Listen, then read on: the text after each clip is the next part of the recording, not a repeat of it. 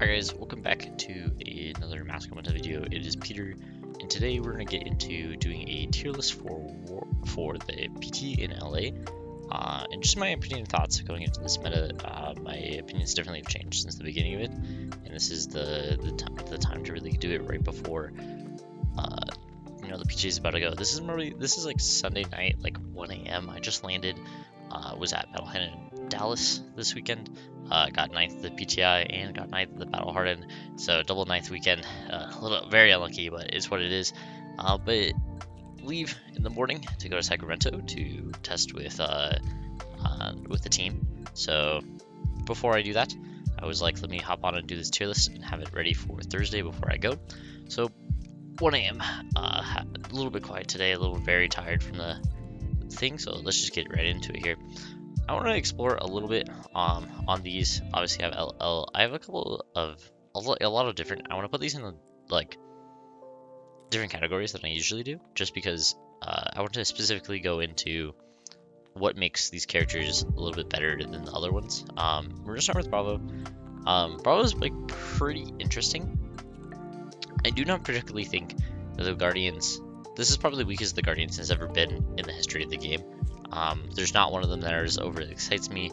And I'm gonna put Bravo in this B tier here. He's not uber terrible, but he's not that good. I think the Fatigue Bravo list is the better list. I think like Boomer Bravo, as I like to call it, is just like not unplayable, just not very good. I just don't think it's not consistent enough to really. I'd be very surprised if a Bravo top 8'd the PT, and that's why he's in B tier. I think that you're gonna see some Bravos in day 2, but looking at this echelon of like these is like the ones that I'm thinking that could top 8 the event, and this is not one of them. I don't think he's gonna be a large share. I don't think anybody has the sentiment of him being overly powerful in this format either. And I think Bravo just deserves to be, our solid B tier. He's better than a lot of heroes, but he's just not anywhere close to this top anymore. Dory. This is going to be the first one to where I'm like very high on a deck that has had a lot of not having a lot of rumblings. Put Dory basically the top of B plus here. This is like quite a large gap from B to B plus here. I think from out of the decks that are not in these 3 categories, Dory is one of the best ones. I think Dory is the best warrior currently, and I think the statistics show. I think the last couple tournaments go, like both the PTI event and Dallas, and then obviously the Battle Hardened and the PTI event that was in Europe this past weekend showed there's a lot more Dory. It's just more. I just think it's the warrior that has the good, like not the unwinnable Dromai matchup, and I think that is like the key matchup of this format. You can't just go into a tournament being like, I have a bad Dromai matchup. I just don't think this PTLA. I don't think you could do that currently in how PTLA is going to pretty much shape up in my mind. So I'm gonna put Dory right there at B plus, being the best warrior in this list. Katsu, I think Katsu is a sleeper. Put him at A, but there's gonna be some other characters here, but I think he's in the end of A right here. But I think he's gonna be a very big sleeper for this meta. I think he's extremely good. I definitely think that I definitely think he's good, and I think he's going to excite. I can't wait for the teams to have figured him out a lot more, to bring him and showcase these decks that are extremely good. And I think Katsu's right there. I think he's right there with the best of them, and I can't wait to see Katsu at this PT. I have to see like how far he will go, but basically, I put him in this A tier. This is what I expect to be in top 8, and I think Katsu will probably see one copy in top 8 with him. Reinar, I'll put Reinar here in this B tier, in this B plus tier, probably towards the end though. I think Reinar is really good. I just think that I think he's the worst brute out of the 3 currently, and I just don't think that's like too good of a place to be.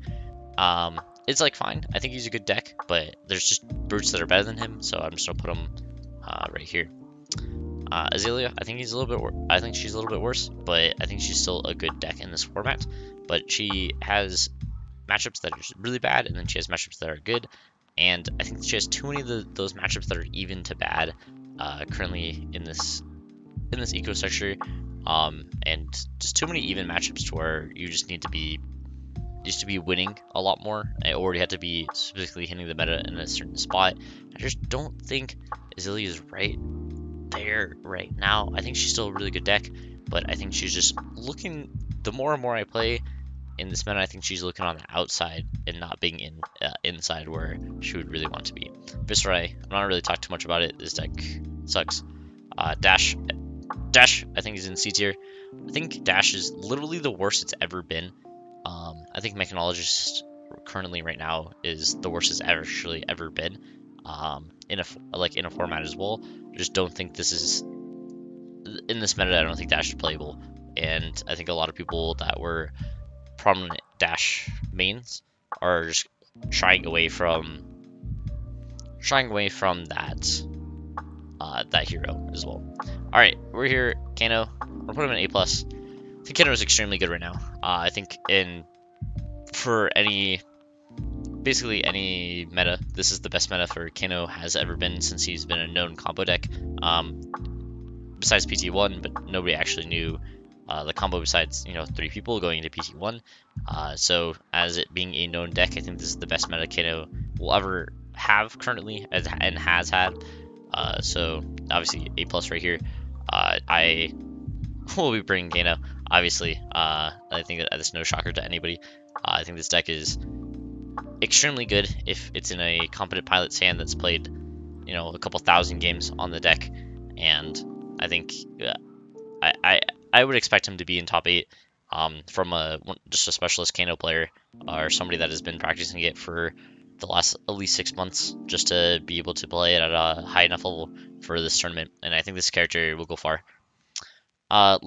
Livia's another one of those deck. I think Livia is also going to join us in this A+ tier. I think Livia is a little bit better than Kano, but I think Kano specifically has a good Livia matchup, but I think Livia it'll be a little bit better because it's just the matchup spread it has. I think Livia just overexcites. As you see, Ethan winning a significant amount of games. Livia is another one of those decks where you have to put a shit ton of games onto it. There's 3 different zones. It's very, very hard to keep track of it all and play correctly. There's a whole bunch of decision points, and I think Livia, if you can do it, I think it's an extremely powerful deck. But if you don't know the deck inside and out, I think it falls down a lot lower. But I think the best Livia players is going to be right here in this A+ tier, and I expect at least one of them to be in top 8. If people decide to bring it over KO, I think it would do good.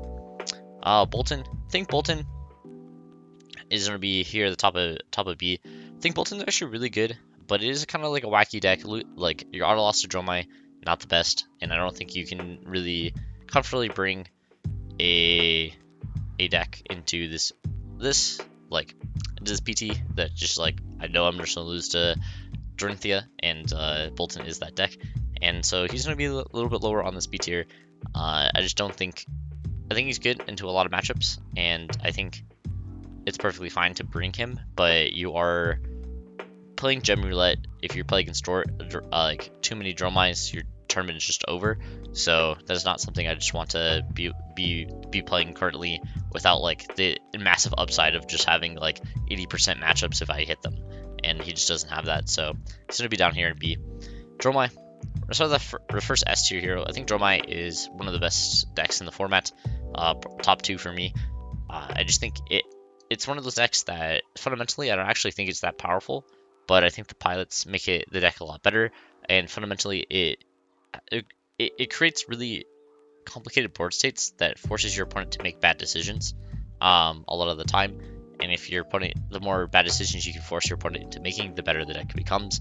And I think it's really good. I think that sentiment of your opponent will make mistakes playing against Dromai because the board states are really complicated, as is shown to where Dromai, wins RTNs and a lot of that and makes it into top 8 of Pro Tours, but has very struggled to convert and hasn't won really many major events.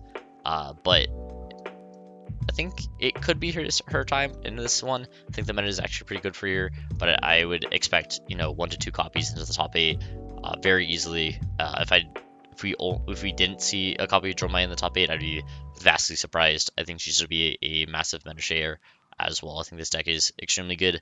If you are, any confident on Dromai, I think you play Dromai currently. Fi, unfortunately, this would be another CT hero. Just not good enough these days in just like this format. The worst ninja as well. Just not Fi's meta. Just the belittle nerf. You're really feeling the belittle nerf currently. Arachne, same thing. Just gonna be in the D tier. Just not something too impactful anymore. Just not that good. Zuri, I think Zuri's pretty good right now. I think Zuri has very good matchups. Pretty good into Levia, pretty good into KO, pretty good into like the other brutes. I think she has fine warrior matchup because with all the defense reactions and how you want to play it and all the on-hit effects, I think she's good against a lot of the other heroes. You have not a good Kano matchup, but that's perfectly fine. I think your Dromai matchup's a little bit shaky, but I think it's actually surprisingly more winnable than you would think.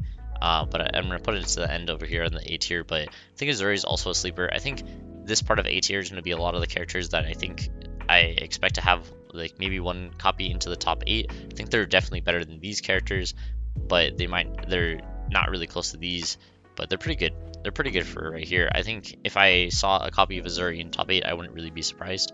But if it has 0, I'd be like, also makes sense on that weekend. I think Azuri is one of the sleeper picks here with Katsu.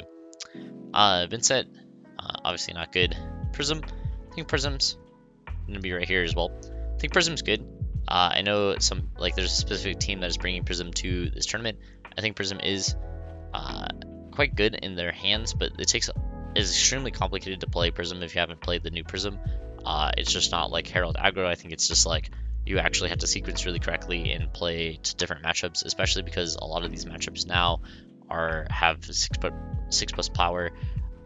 I do think your Dromai matchup is very, very hard, and I think that's limiting the deck significantly. But I think if you know how to play against the other, like the 6+ power brutes, obviously your Kano matchup is spectacular, but this is such a great matchup, but this is also a horrendous matchup, and this is 20, like this is like 15-20% of the meta, and this is 5% of the meta, right? So besides that, I think your other matchups are quite good.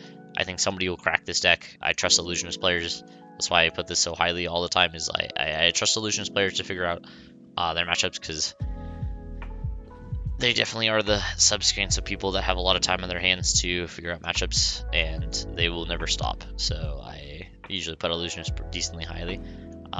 Riptide's probably the NSC. Don't think this deck is like particularly that good, but it's better than a lot of these other characters. I think put a max. Teklo. I think Teklo is here. I think Teklo is better than these. He has very polarizing matchups. If he hits the right matchup spread, he can make a run, but I don't think I think it's very improbable.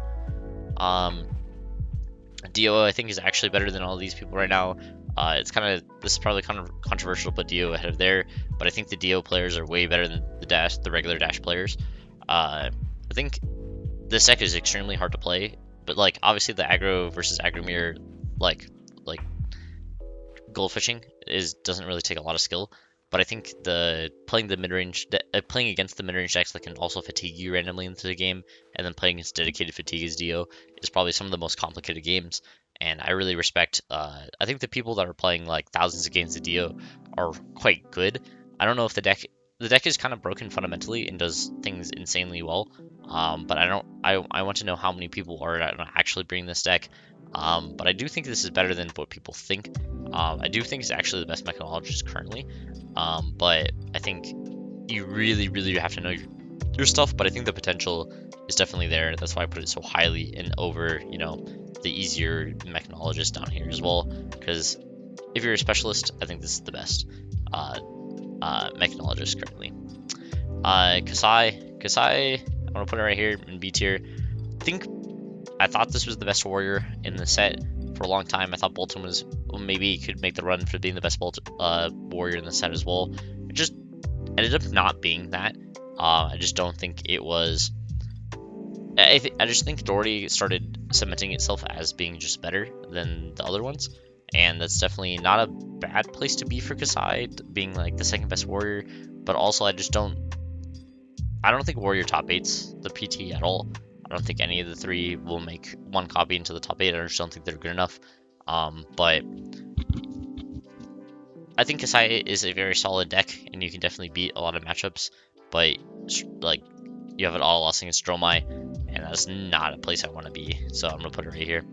Betsy, not really a good deck. KO, back to the S tier. I think this is pretty obvious. I think a lot of people have these as their top 3 decks. I think this is the best deck in the format. I think this is the best statistic deck in the format, but the second best deck in the format, just by how playstyle works and how the deck actually fundamentally works. I think it's the second best deck. I think Levia is the third best deck looking in, and then I think Kano, if you can play thousands of games on it and master it, I think it's right here. But the average Kano player is like here, but obviously if I'm playing it, it's here. KO, obviously, I think best deck in the format. I don't really have to say much about it. I think everybody knows. I think the deck is just infinitely consistent, just does everything that a brute you ever wanted a brute to do in the entire game. Has one arm, this looks very cool. So I think this deck, I expect this to be the most popular deck in the format. I expect this to have have a good conversion rate into day 2, and I expect 1 to 2 copies easily into top 8 as well. So Olympia also kind of sucks, but is kind of around here. Victor is going to end us out here. I think Victor's in this A tier. I think Guardian isn't, I'm not really high on Guardian, but I do think Victor is the highest performing. I'd probably put him here. I think this is like where I would want to leave things at here as well. I'll leave it here because this has it there. But this is like kind of my predictions for the meta here. If you wanted to if you're like, oh, there's only just be 8 different copies of 8 different heroes in top 8, I just do 1, 2, 3, 4, 5, 6, 7, 8. It'd be these 8 for me personally. With these guys looking in at the B+. But these are actually think is the best 8 characters in the game currently. I think you can play these as well. I think there's like 11 to 13 heroes you can actually play in this format, but realistically this is the top 8 of what I believe. These 4 pretty easy for people to know. These are like the best 4 decks in the format, and then this is the tier where everybody's kind of fighting for that 5th, 6th, 7th, 8th spot of this deck. This is getting a lot of hype. This is a sleeper. This is Copium. This is a sleeper as well. Somebody will break this, so I put it up highly. That's basically what my tier list will come down to. I think this is pretty standard. I think there's obviously some spicy ones in there. Warrior is worse than you would think, and that's going to be my sentiment going into this PT. And I can't wait to see everybody there. Say hi if you see me, and I'll see you guys in the next episode. Hopefully not at 1 a.m. again, and I'll see you guys later.